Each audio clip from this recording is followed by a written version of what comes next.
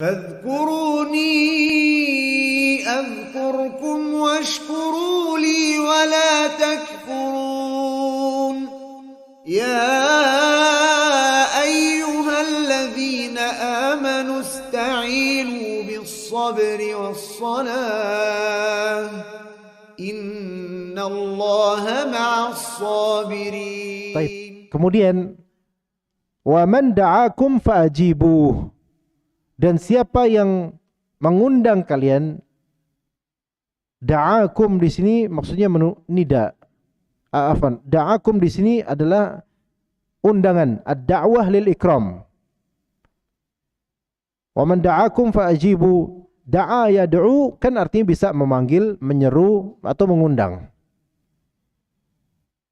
Kalau memanggil itu nida, menyeru itu nida. Tapi kalau mengundang itu ad-da'wah lil ikram, yaitu memanggil karena menghormati. Namanya mengundang itu berarti menghormati. Makanya bahasanya antum kalau mengundang ustadz jangan anda panggil ustadz, bukan, tapi mengundang. Karena mengundang itu ada sisi ikram, memuliakan. Ya. Karena kalau manggil tuh kayak, "Hei tat, gitu. Enggak, kurang ini. Mengundang itu lebih afdal. Makanya ustadz-ustadz disebut ustadz kondang. Kenapa kondang? Karena baru mau dakwah kalau diundang. Kalau nggak diundang nggak dakwah. Nah, makanya jadi ustadz kondang. Dan antum bilang mau kemana pak? Mau kondangan. Artinya mau ke undangan, gitu kan? Ya gitu. Nah, mengundang itu menghormati. Mengundang itu berarti menghormati. Wa man da'akum fa'ajibu. Siapa yang mengundang kalian karena menghormati kalian, maka jawab undangan tersebut. Zahir dari hadis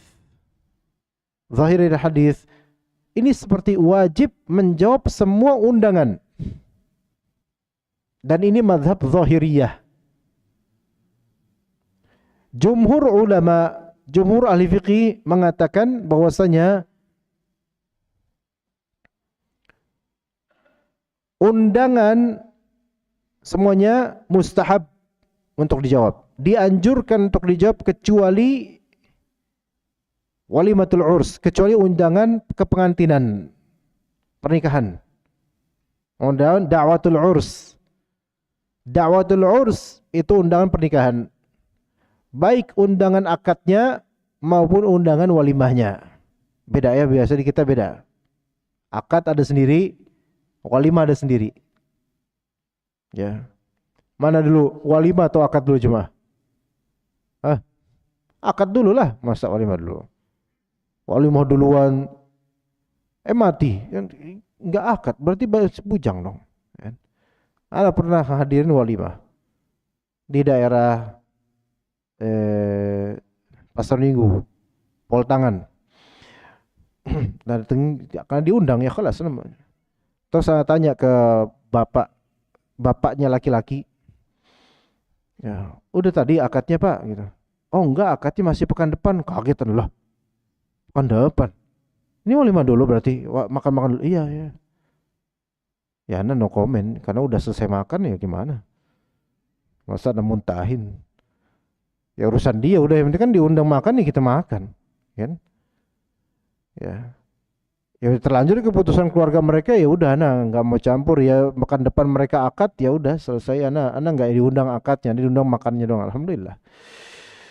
Jadi kan akad biasanya umumnya akad baru kemudian walimah. Apalagi kalau di gedung gitu kan terbatas waktunya. Akad jam 8 mulai walimah. Walimah itu makan-makan. Walimah itu makan-makan ikhwan. Walimah maknanya makan-makan. Walimatul urs berarti makan-makan karena ada akad kepengantinan gitu, pernikahan. Karena walimah itu bukan cuma walimatul urs doang, ada walimah khitan, ya. Ada walimah safar bagi sebagian orang. Ada walimah karena rumah baru atau apa, itu semua walimatus syukur misalnya. Itu semua walimah. Walimah itu undangan makan-makan tuh walimah. Gitu.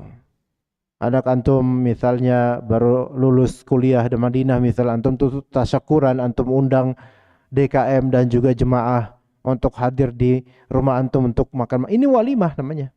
Walimah tasyakuran. Dibolehkan? Ya boleh aja. Selama tidak mengandung khurafat dan juga kebidahan enggak masalah. Maka ini boleh seperti ini. Nah, ini namanya walimah. Jadi bedakan antara akad dengan walimah. Kedua-duanya urusannya sama-sama urusan urus, pengantinan. Jadi ya akad. Ya akad itu maksudnya apa? Ijab qabul itu akad. Akad itu ijab qabul. Intinya akad kan ijab qabul. Saya nikahkan putri saya atau saya nikahkan dan seterusnya. Dijawab kemudian oleh pengantin laki-laki. Nah, kalau antum diundang ke akad nikah fulan dan fulana atau fulana, maka ini hukumnya wajib. Hukumnya wajib untuk dihadiri, untuk dijawab. Kecuali jika ada uzur karena jarak, atau uzur karena ada maslahat yang lebih besar, atau uzur karena ada kewajiban. Ya begitu. Pada asalnya, kita kembali ke track awal. Pada asalnya menjawab undangan pada umumnya itu dianjurkan, tidak wajib, kecuali undangan pernikahan, walimatul urs atau akad. Dan itu hukumnya wajib kecuali bagi yang beruzur. Kecuali bagi yang beruzur atau memiliki maslahat yang umum yang dia seperti kajian. Misal ustadz diundang. Ya. Ini ada dua diundang. Walimatul urs diundang juga isi kajian. Ya, kif. Maka di sini dilihat yang mana yang lebih dulu diundang. Ya, sebenarnya begitu. Tapi dia udah diundang, ustadz ini udah diundang untuk isi kajian. Yang aslinya itu sunnah. Kemudian diundang walimatul urs yang aslinya itu wajib untuk dihadiri karena diundang. Taib, gimana? Mana kalau antum jadi ustadz, mana yang antum pilih? Kajian ustadz, kata Anda ada amplopnya.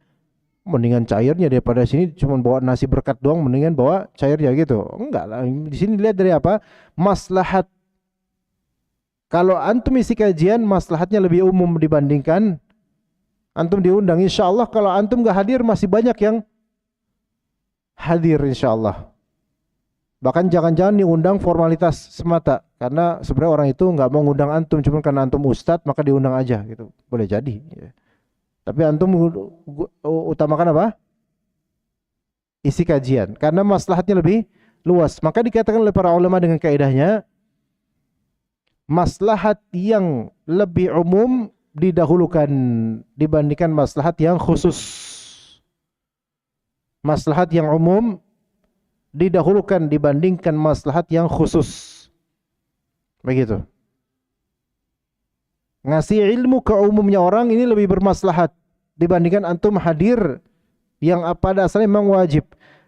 Tetapi ini maslahat untuk umum. Dan kewajiban ini bisa diberi uzur disebabkan maslahat umum ini. Diberi uzur untuk tidak melakukannya karena maslahat umum ini gitu. Ya, seperti itu.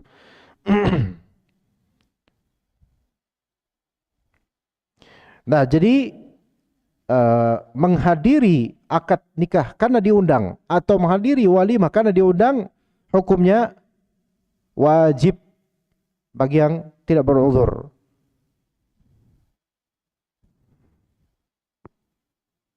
Kata Nabi SAW, syarrut ta'ami ta'amul walimah. Seburuk-buruk makanan adalah makan walimahan.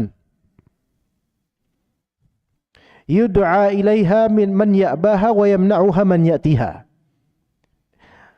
Enggak, ini bukan berarti semua makanan walimah itu buruk, bukan. Maksudnya makanan yang buruk, makanan walimah ini adalah yakni walimah yang diundang adalah orang yang menolak dan tidak mengundang orang yang pengen datang. Maksudnya apa? Yang diundang yang kaya doang, ya miskin tidak diundang.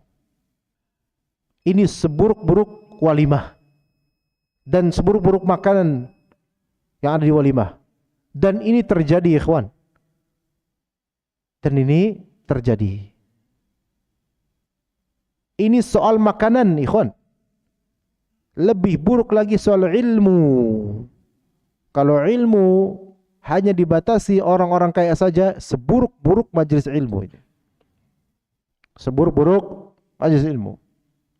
Kecuali jika memang konteksnya mengharuskan hal itu, seperti ilmu muamalah bisnis, yang mana hukum-hukum berkaitan dengannya hanya dipahami oleh orang-orang pebisnis saja yang besar. Hukum investasi yang lebih detail, itu yang datang pasti orang-orang yang pengusaha yang punya modal atau orang yang mengelola usaha dan seterusnya.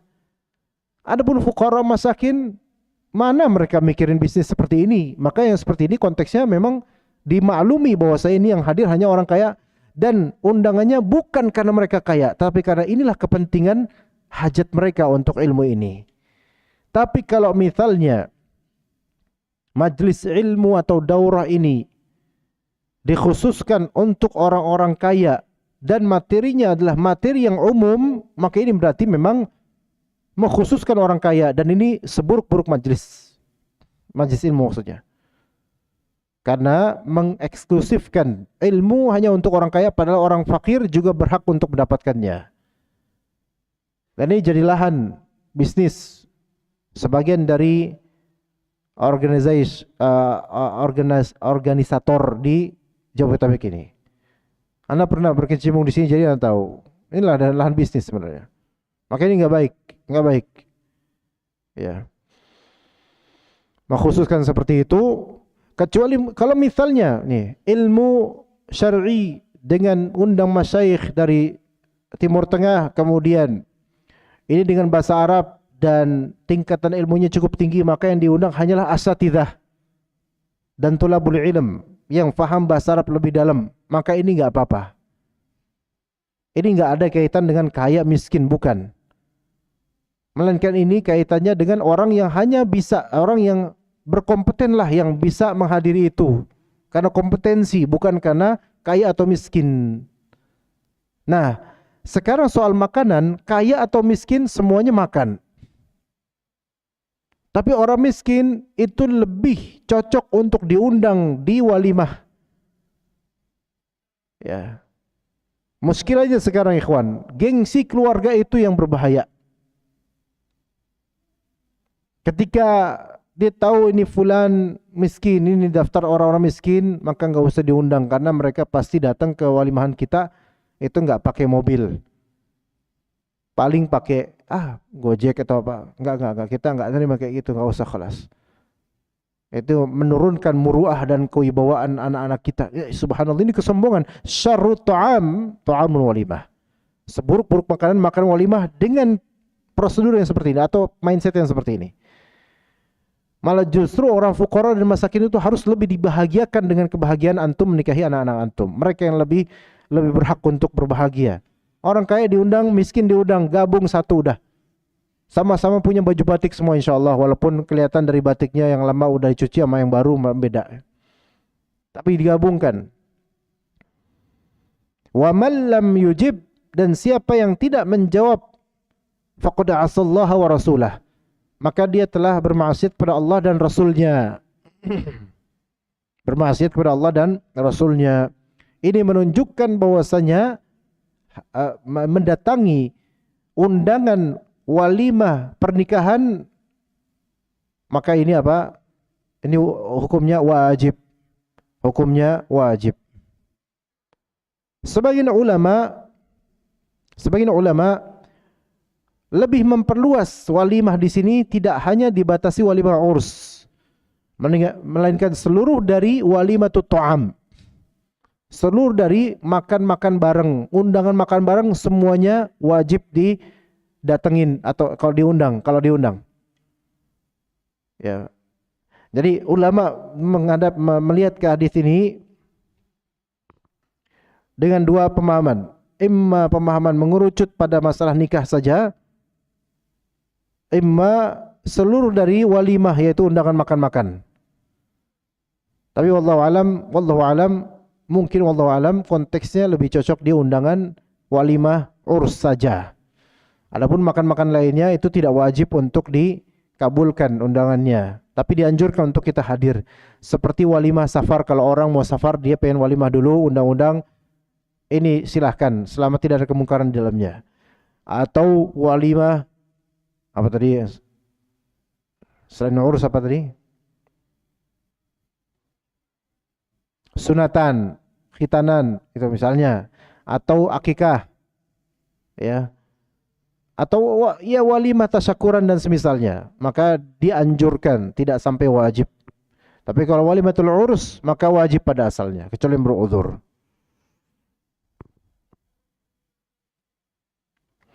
Baik, kemudian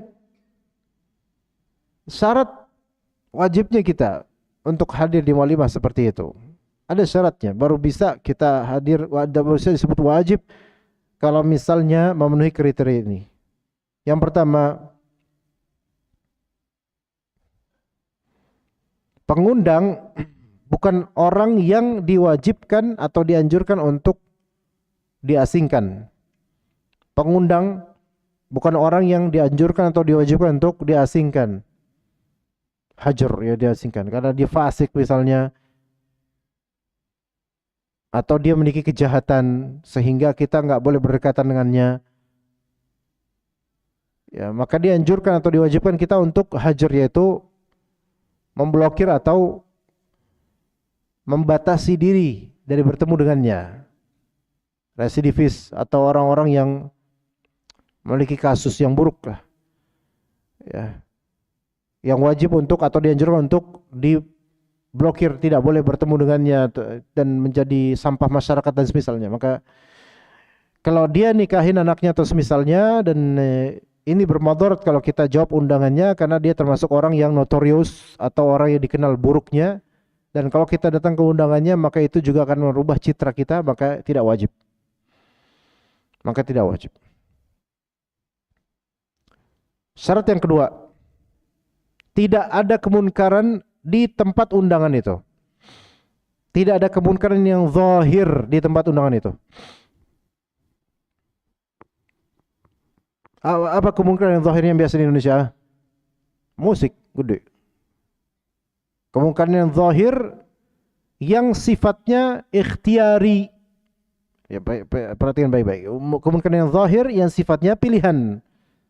Pilihan manusia itu gitu loh. Bukan yang sifatnya iltirari atau yang sifatnya ghairu ikhtiari, atau sifat maksudnya darurat atau bukan pilihan mereka kayak gitu, gitu. Paham di sini? Sifat ikhtiar kayak misalnya dia tiba-tiba ada diundang pemain musik gitu loh. Udah ada waliman itu. Maka tidak wajib untuk kita hadiri. Bahkan kalau misal kita datang dan ternyata lagi band apa gitu lagi main di situ, maka kita nggak boleh hadir. Bahkan nggak boleh hadir. Ya. Tapi kalau misalnya kemunkaran yang zahir ini sifatnya itirari, bukan sengaja, kayak di depan gedung itu campur baur laki perempuan, dan itu nggak bisa terelakkan seperti itu. Padahal di depan, di dalam udah disekat, tapi di luar tetap aja campur baur. Ini bukan atas dasar keinginan dari panitia gitu loh. Maka nggak apa-apa kita untuk hadir di bagian yang selamatnya. Ya, dan semisal itulah. Karena kadang-kadang di pernikahan atau akad atau walimah itu ada kemungkaran yang dari kubu laki atau perempuan sama-sama nggak setuju, tapi tiba-tiba WO-nya itu menggagaskan begini begitu, yang membuat ada kemungkaran gitu loh. Nah ini dimaklumi ya, bukan salah mereka. Taib. Kalau misalnya antum diundang walimah, ya, pada asalnya kan wajib untuk datangi. Kemudian perlukah antum untuk bertanya kepada panitia atau mempelai atau keluarganya, nanti ada musiknya enggak? Nah itu perlu enggak? Enggak perlu. Enggak perlu bertanya begitu. Ya. Sehingga antum datang aja. Datang aja. Kalau ternyata ada kemungkaran zahir, baru antum pulang.